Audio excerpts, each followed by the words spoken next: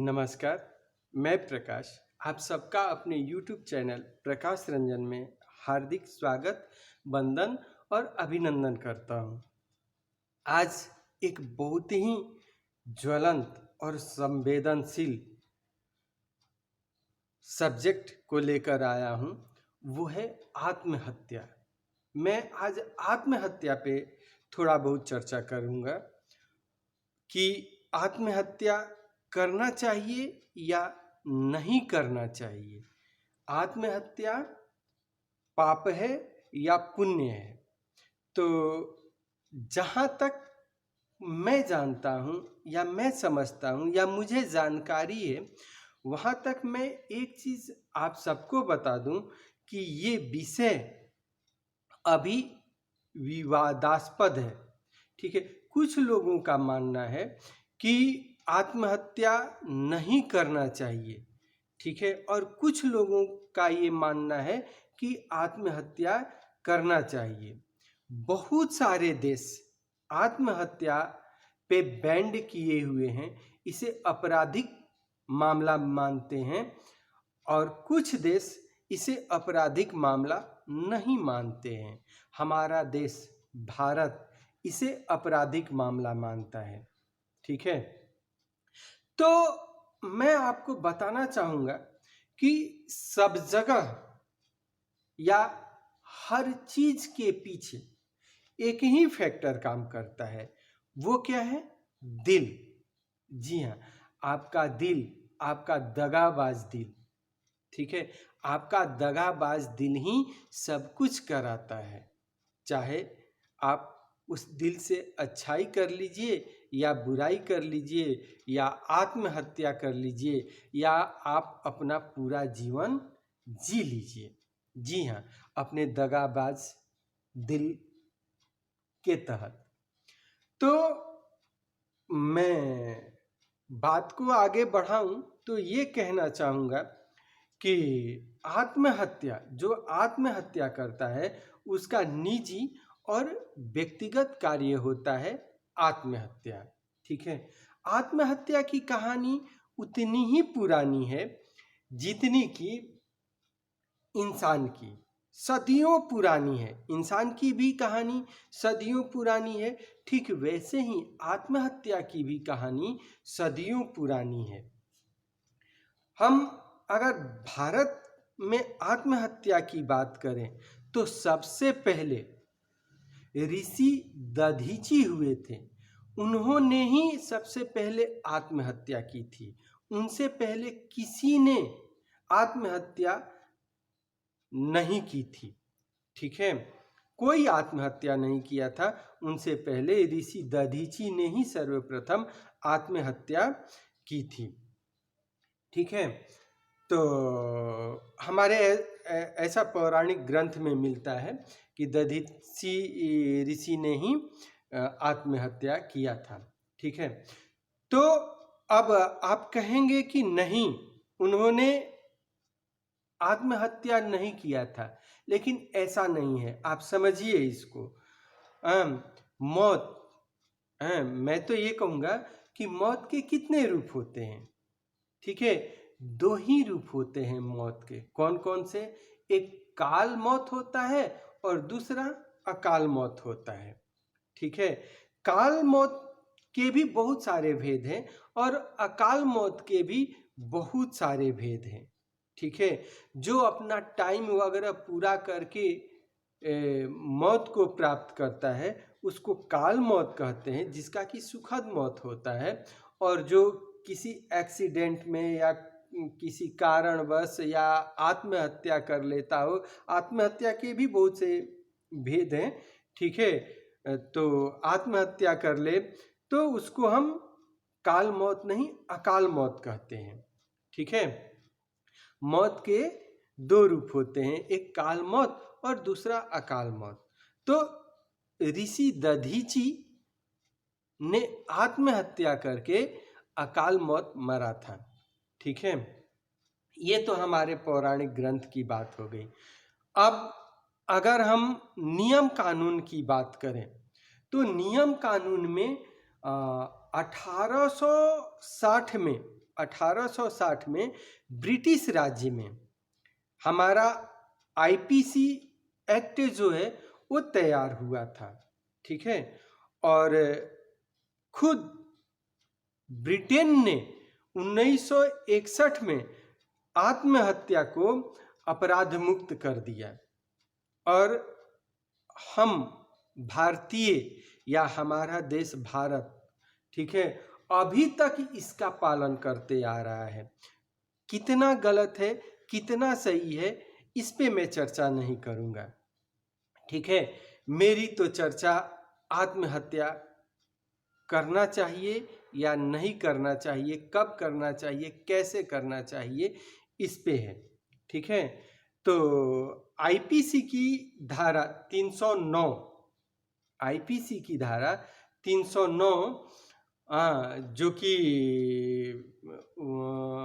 जिसमें कि वर्णित है ये हमारा आत्महत्या का मामला, ठीक है। मानसिक स्वास्थ्य विधेयक, मानसिक स्वास्थ्य देखभाल विधेयक 2013, ठीक है, 2013, जो कि अभी तक राज्यसभा के उच्च सदन में विचाराधीन है। उसका कहना है कि आत्महत्या के प्रयास पे आपराधिक मुकदमा नहीं चलाया जाना चाहिए, ठीक है।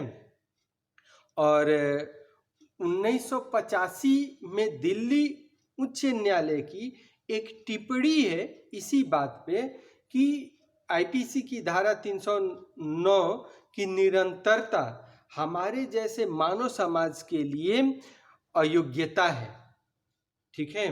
ये हमारा दिल्ली उच्च न्यायालय की टिप्पणी है कि आईपीसी की धारा 309 की निरंतरता हमारे जैसे मानव समाज के लिए अयोग्यता है, एक अयोग्यता है, ठीक है। तो ये हमारा नियम कानून भी मान रहा है, ठीक है, और न्यायालय भी मान रहा है कि आत्महत्या को अपराध मुक्त करना चाहिए, लेकिन अभी माना नहीं है। आप भ्रम में नहीं पड़िएगा कि हमारा सरकार और हमारे न्याय ये कहता, आप भ्रम में नहीं पड़िएगा, ठीक है। तो इस चर्चा को और आगे मैं बढ़ाता हूँ। तो मैं कहना चाहूँगा कि जीवन जीना एक कला है, तो मृत्यु भी एक सुखद एहसास हो सकता है, ठीक है। जीवन जीना एक कला है, तो मृत्यु भी एक सुखद एहसास हो सकता है, ठीक है। अब कैसे हो सकता है? तो आत्महत्या अपराध नहीं हो सकता। कब? जब आप अपने सभी दायित्वों से मुक्त हो जाएं। मेरी बात समझने का यहाँ पे प्रयास कीजिएगा, ठीक है। ऐसा नहीं कि आत्महत्या अपराध है या अपराध नहीं है, ठीक है।